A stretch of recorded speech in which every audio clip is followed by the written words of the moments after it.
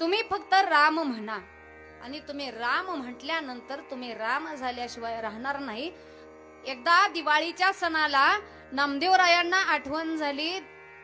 नामदेव महाराज आपल्या आईला म्हणतात, आई आपल्या घरी दिवाळी, तू मला उठणं लावून आंघोळ घालतेस.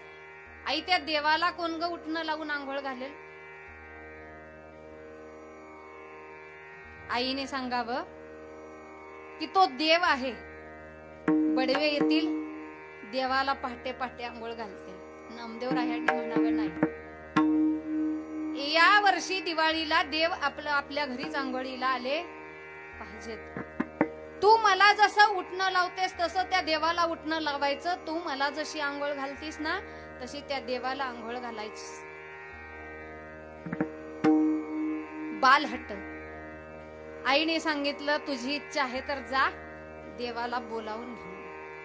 सगळ्यांना माहितीये की नामदेव महाराज सण दिवाळीचा आला, सण दिवाळीचा आला, सण दिवाळीचा आला, सण दिवाळीचा आम्हाला उडाच गेला, आम्हाला उडाच गेला, आम्हाला उडाच गेला, उडाच गेला. हाती धरणी देवाची, हाती धरणी देवाची, हाती धरणी देवाची, चला आमच्या घरात. नामदेवराय देवाकडे गेले आणि देवाला सांगितलं, देवा आज दिवाळीचा सण सुरू होतोय आणि माझ्या आईने तुला घरी बोलावलंय.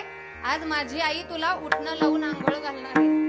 देवाला विचार पडला की मी आता नामदेवरायाच्या घरी जाणार. पहाटेच्या वेळेस दिवाळीची आंघोळ असते ना, बरोबर का? पहाटे 8 वाजता. तुमच्याकडे किती वाजता पाठवते? मला वाटलं आमच्याकडे वेगळं आहे का. पहाटेच्या वेळी नामदेवरायांनी देवाला म्हणावं, देवा आमच्या घरी चला, माझी आई तुम्हाला उठणं लावून आंघोळ घालणार आहे. देवाला विचार पडला की आता काकड्याची वेळ झालेली आहे आणि आता बडवे येतील मंदिरामध्ये आणि मंदिरामध्ये आल्यानंतर आता बडवे यायची वेळ झाली. आता ते मला नवमाकू घालतील आणि मी जर नामदेवरायांच्या घरी जायचं म्हटलं तर मग इथं कोण उभा राहणार? देवाला प्रश्न पडला आणि देव नामदेवरायाला म्हणतात, अरे आता बडवे येतील, मग इथं माझ्या जागेवर कोण उभा राहणार? नामदेव महाराज म्हणतात, मी राहीन की उभा.